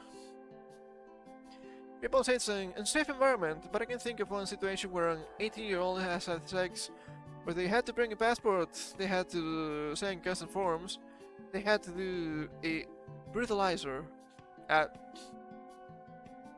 That's not the problem. The problem is, it's kind of predatory. Not illegal, but kind of predatory. And you're posting that online. If you're 18, you know nothing about real life. You're going to make huge mistakes that can haunt you forever. Like this. There's other stuff, but like this. One's real name is Tia Billinger, and she had previously been married to her childhood sweetheart, Oliver Davidson. Previously, Thought Patrolled. They were wed in 2022 before moving to the Gold Coast in Australia shortly afterwards. Was there that she abandoned her job in recruitment and launched her career as cam girl on porn sites. She claims her then husband supported her decision. However, the pair have since broken up.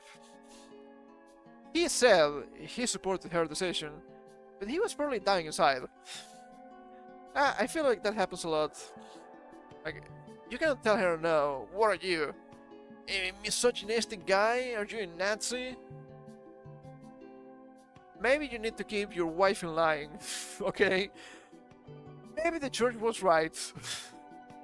But only maybe, okay? I didn't say that they were.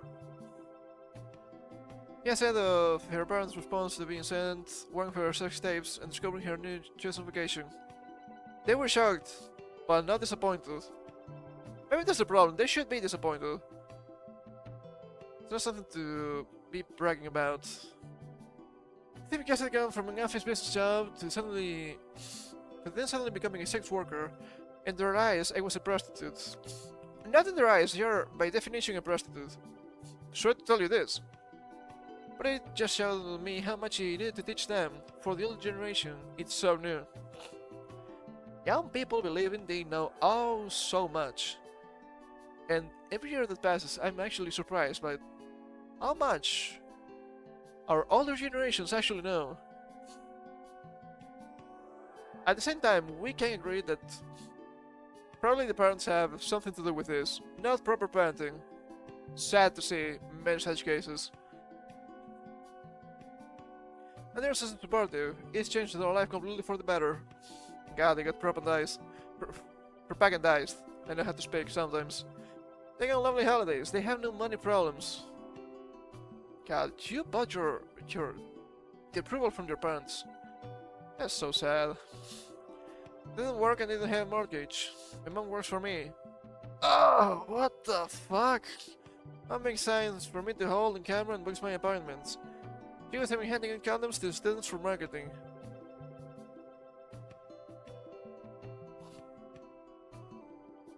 Perhaps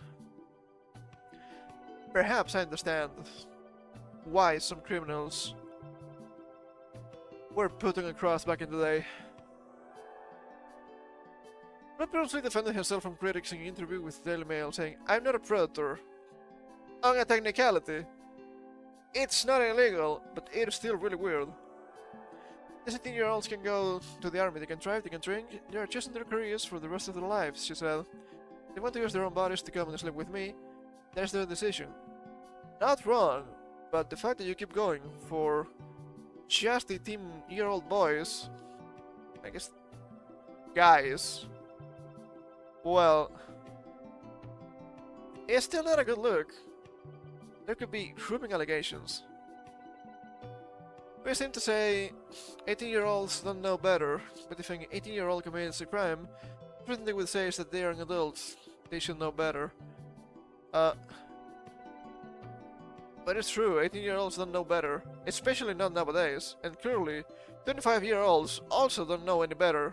Look at this woman. Okay, this is the end. This is the end. Finally. Finally we can rest. She has to face criticism for boasting that she sleeps with married men. But she says she doesn't feel guilty and thinks it's better that they cheat with her. It was not bother about having intercourse or having an intimate relationship. Look, I understand. Intimate relationships. Important, really important, obviously. You have to find someone that you vibe with in that regard too. I don't think the answer is cheating. That's a really bad fix, because it's not a fix. It's going to destroy your marriage. You should try to learn more about each other, or perhaps find someone more aligned to your tribe, let's say. She said, if that's the case, the men are going to cheat whether you like it or not. There are the statistics and that's what people do. And I also think they deserve to enjoy sex. Yes, they're going to cheat, but you're just justifying guys cheating, so more guys are going to cheat. Which is not good. This is not for the betterment of society. I understand why people compare the modern day to Sodom and Gomorrah. It's a natural instinct to want to have sex. If wives aren't going to pleasure husbands, let them go elsewhere. There's no intimacy. I can't remember their face by the end of the night. Isn't that depressing in and of itself? Because it sounds depressing. They're not sleeping with me, they're probably having an affair in the office or in the gym. With me it's just an act. I'm a girl who sleeps around a lot. The husbands and partners mean nothing to me. I don't see the difference. I don't see the difference. Perhaps we were wrong in giving some freedoms out. Why? And you see more women acting like this day by day. Why would you do this? Do not. It's disgusting. They don't even understand they are completely destroying their own value as a person by doing this. Oh, but I'm getting so much money! Sure, I guess. But is that everything that is important? Money? I don't think so. We'll see. We'll see. If they end up being depressed. But this is just insane. They're so broken, man. They're so fucking broken, it's not even funny. Speaking of broken society, let's finish for today with this article from Canada. Oh man, we love Canada here, right? We don't. From CTV News. Tired of living paycheck to paycheck? Here's some advice. Is it gonna be good advice? If only. You're looking for a way to break free of the seemingly endless cycle of living precariously and gain more control over your financial life? For many, living paycheck to paycheck is a daily reality. Unexpected expenses, rising costs, and stagnant wages can make it difficult to build financial security and experience the mental peace of mind that comes along with it. The good news is that breaking the cycle is possible with a proactive mindset and some practical changes. I think the last point, it's bad. I don't know how the rest are, so let's take a look at this. Half of Canadians live paycheck to paycheck. First off, if you're feeling like you're barely managing to tread water and stay afloat with your bills, you're not alone. All in social media, music videos, and movies skew your real life. But they are going to justify it, which is wild. The harsh reality is that nearly half of all Canadians are currently living from check to check, just managing to make it from one month to the next without much left over. And they will tell you, but come on guys, the economy is so good. It's not. I'm tired of pretending. In early 2024, the Healthcare of Ontario Pension Plan, whoop, released a report showing that only 49% of unretired workers had managed to set any money aside from retirement in the previous year. Shouldn't be for retirement? 7 tips to help you break the cycle and grow financially. I don't mention these facts to make you feel hopeless, but rather to give you a little more perspective so you're not too hard on yourself. By implementing some of the following tips, you'll be able to put yourself and your family in a better position, so you don't have to become a statistic. Surely not. Spend a day evaluating your current finances. Are you up to speed on your current finances? Do you know your average monthly income? What percentage of that goes to rent/mortgage and bills? Well, rent/mortgage, I think that's fine. What percentage is saved? Saved? How much do you spend on groceries or eating out every 2 weeks? Next time you have some free time, I encourage you to go over your last couple of months of bank and credit card records, calculating and writing down the answers to these questions as you go. This is the first step that you can take to give yourself a better understanding of how much money is coming in versus going out on a month-to-month basis. Not bad advice, but there's assuming you're spending more money than you have on frivolous shit, which might not be the case.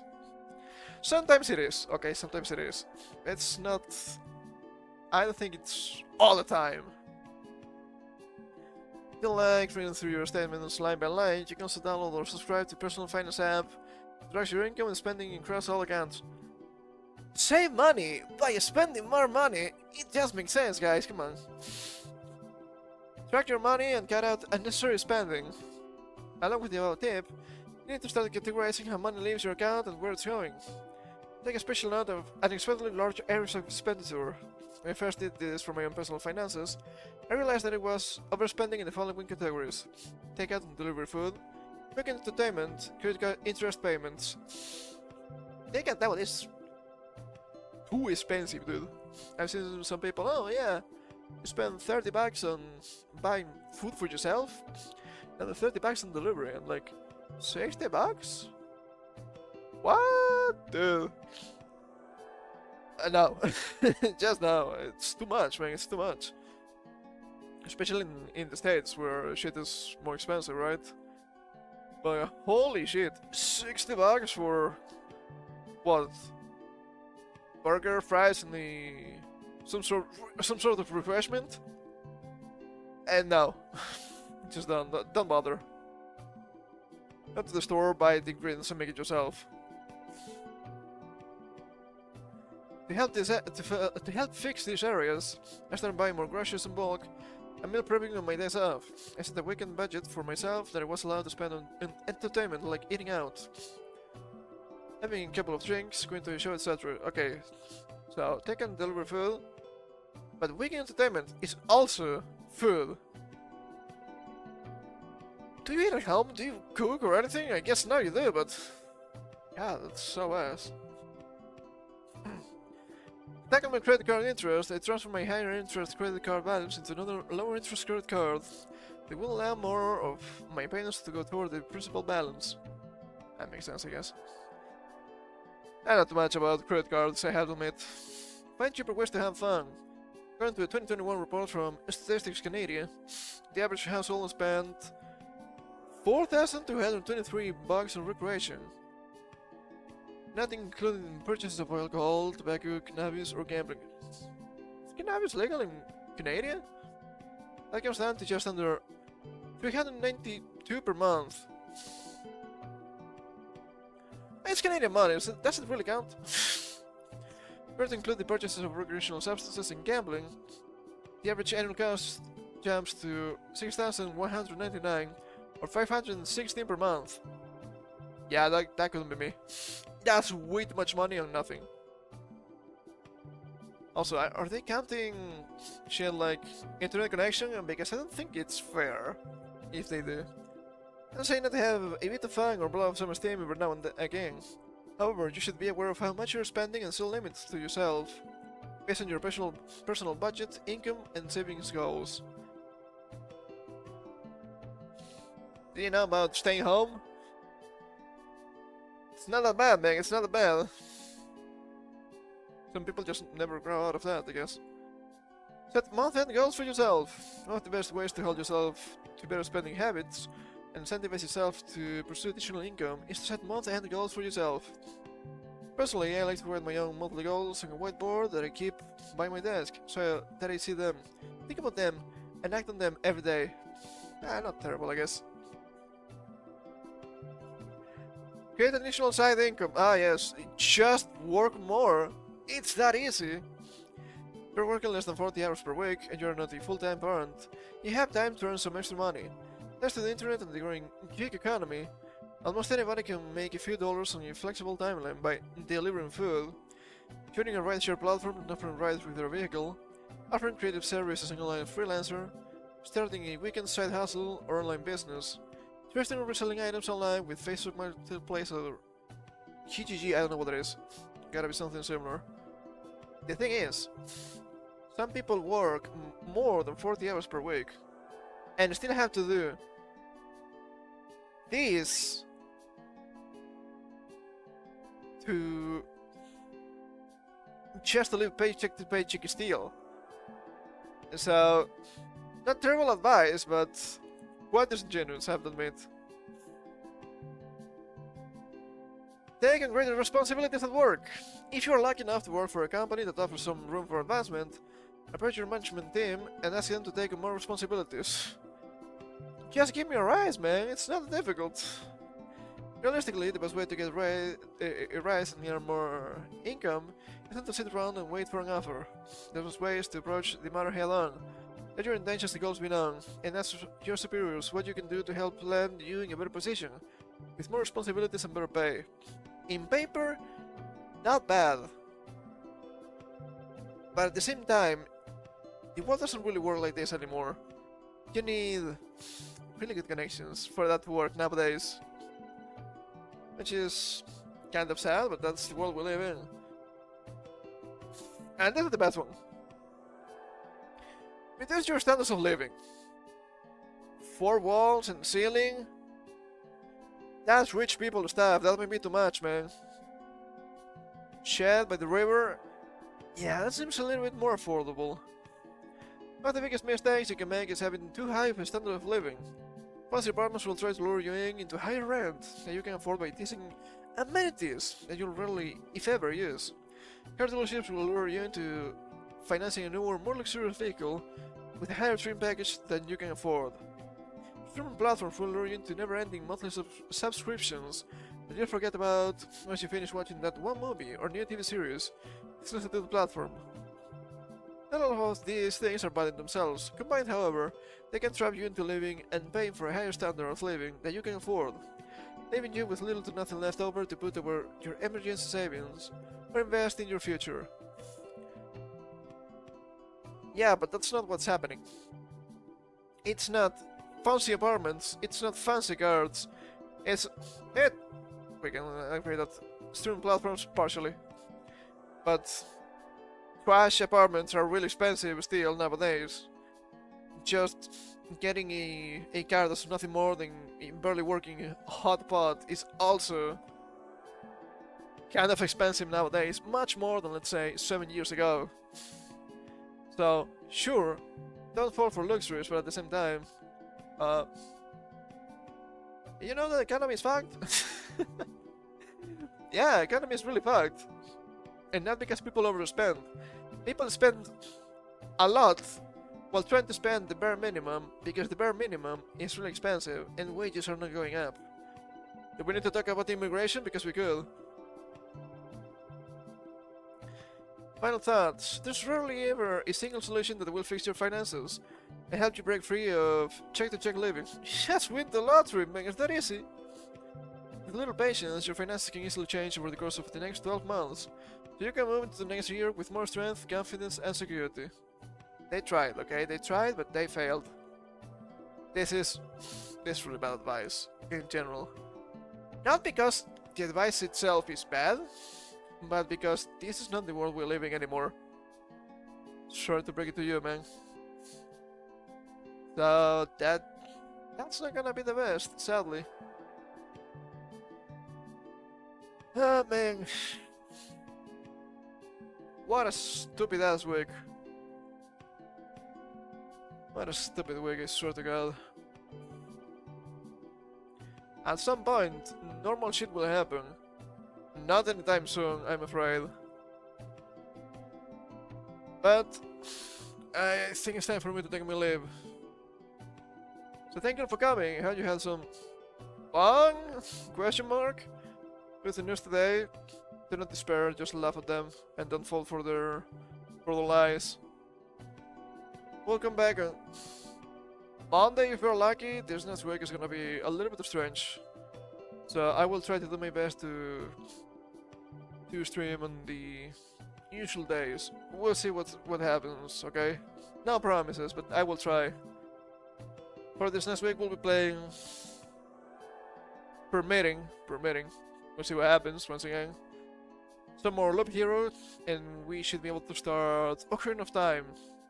Probably on Thursday. I think Thursday is a normal day. But we'll see.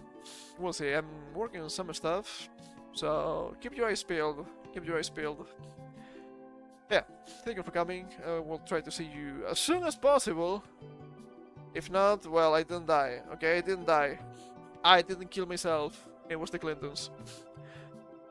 Now, until then, you know the rules. Take care.